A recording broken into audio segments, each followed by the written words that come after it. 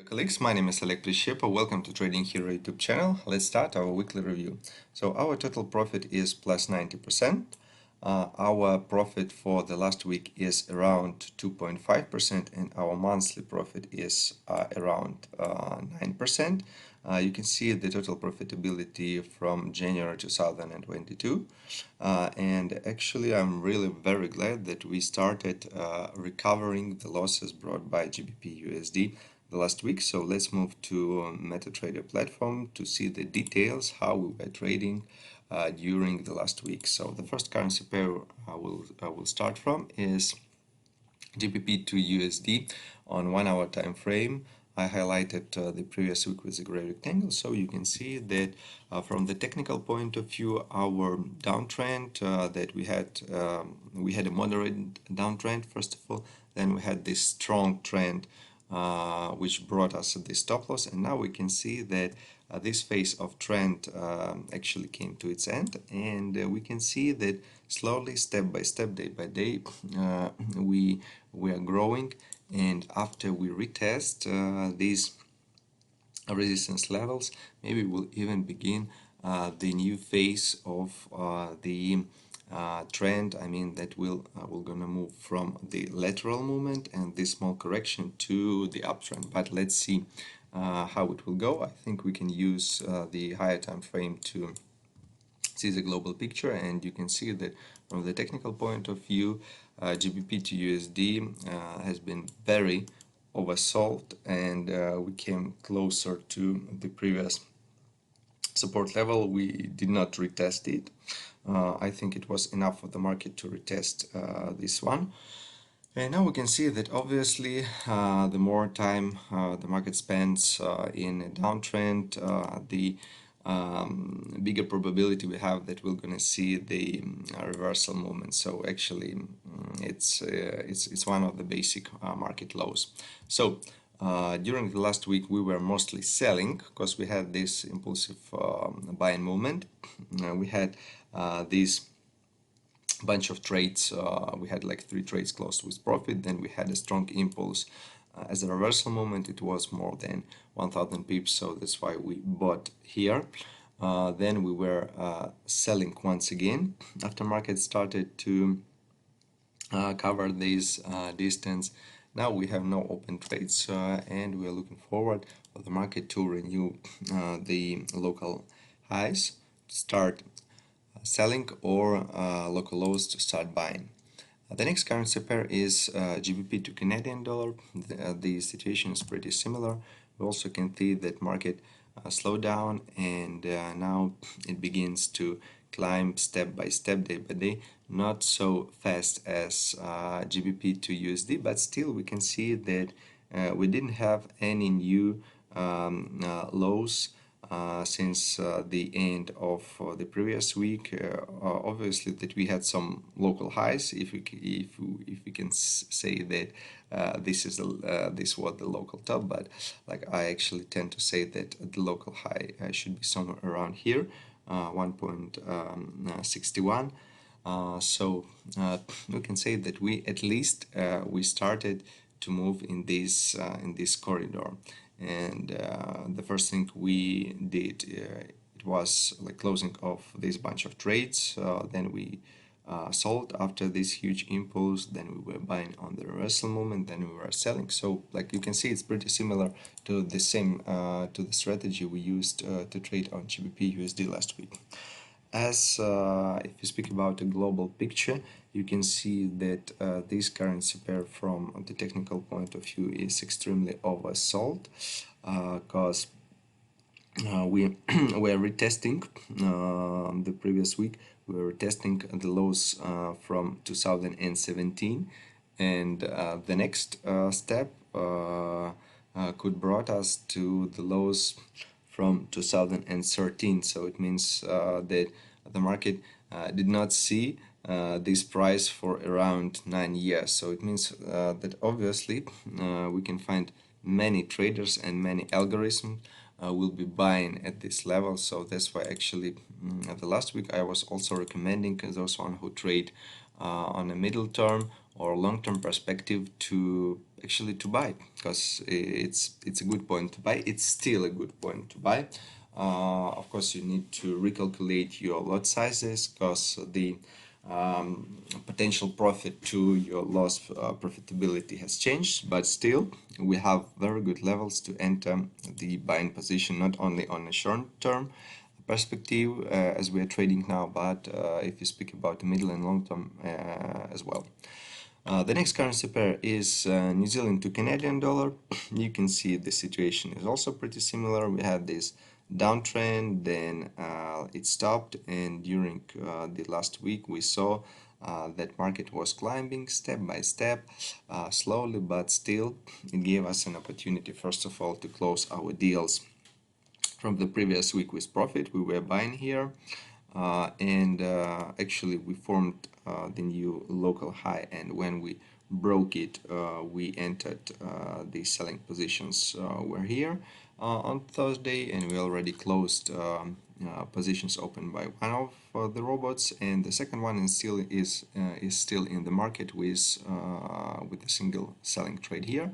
We'll wait for the price to climb a little bit higher to retest the previous highs, and then we'll average it. If not, I think we're going to close this position closer to the previous lows with profit. As for a global picture, we can see that the situation is really very interesting, because we had 8 falling weeks in a row. If you'll take a look deep into the history, you're gonna see that the last time we had the same situation, it was 2000. It was in 2015. Then we had the same situation in 2014. You can actually scroll it, scroll it, and you will not gonna see any kind of these situations since 2007. So it means that actually the situation when we have 8 falling candles in a row on a weekly time frame for New Zealand to Canadian dollar for the last 15 years, it was the third unique situation that like we had this thing, and the ratio of like potential loss, because obviously that it does make sense to put a stop loss below the previous lows to potential profit. Like everyone calculates it depending on the strategy. I think it was really good.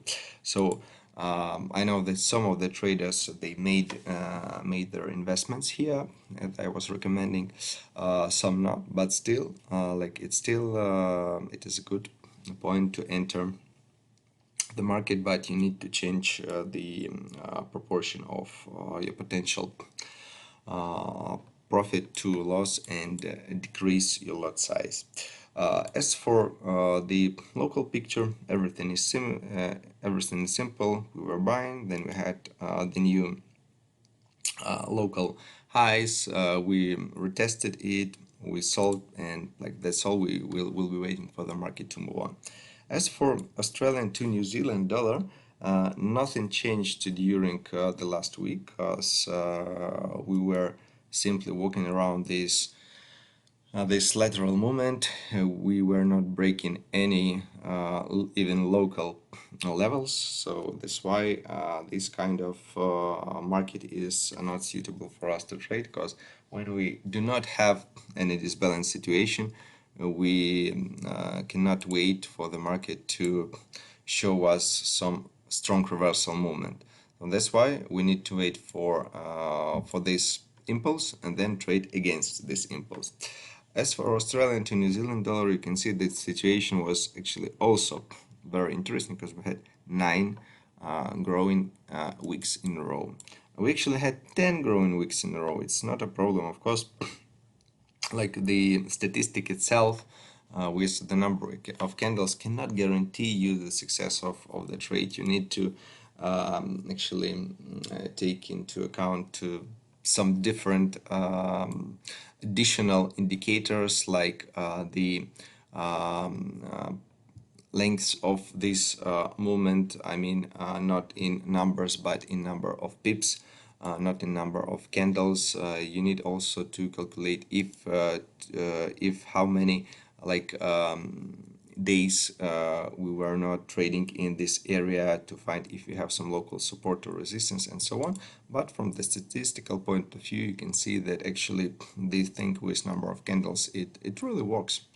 It really works, and we were globally we were retesting the previous highs from 2018, because we already broke the highs from 2020 on the week before.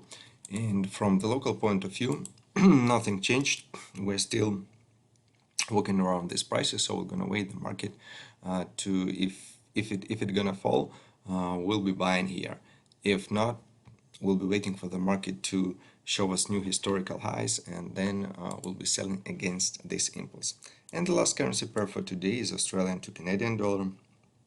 As you can see, the situation with the change of the trend, or at least with the slowdown of this trend, is pretty similar to the one we had on New Zealand to Canadian dollar, the one we had on GBP to Canadian dollar. Like, obviously that Australian to the same Canadian dollar will have a similar picture here, but still it's a little bit different. And the main difference is in the fact that we have like two different algorithms. And as you can see, we were buying from the last week, but we started selling. Meanwhile, we already had these buying positions, and you can see that we had these selling and buying positions almost at the same levels. It means that for some period of time we were hedging this fully hedging one position with another one. But it's absolutely normal, because if algorithms they proved their profitability for the last 10 or more years, they know what to do. And it's normally when you're buying and selling simultaneously, if you know where you will close these positions, because it's like the main feature here, or the main idea, is not to like where to buy or where to sell. It's also about where to close the trades. So you can simultaneously buy and sell and have profits with both trades if you're gonna leave these trades when they will be in profit. So that's why we were buying during this downtrend, then we closed this position, these positions here, and we actually started selling after we saw that the local highs have been broken, and we started selling here, and then we also closed these positions with profit. So this situation is similar to the one we see on New Zealand to Canadian dollar, but from the global point of view, we're still like in like this, let's say, lateral movement. We're not retesting the previous lows. We're not globally like too oversold. So still, like, it means that the market has knows it doesn't have big perspective to start growing from here, because there were not like a lot of trades. A lot of pending trades by limit orders were not triggered by the recent decrease. But still, we have a good opportunity to make some profitable trades even in this movement, in this correction, because we're still trading against the Canadian dollar, and we can see that all currency pairs, they follow the same pattern with some differences, but still is the same pattern. So I hope that all of you who were subscribed to Trading Hero Strategy have made some profit with us. If you're still not subscribed, feel free to ask me any questions via Telegram, or leave your comments below. I'll be glad to help you to join our successful strategy and start making money with us. So see you next week. Have a successful trading week.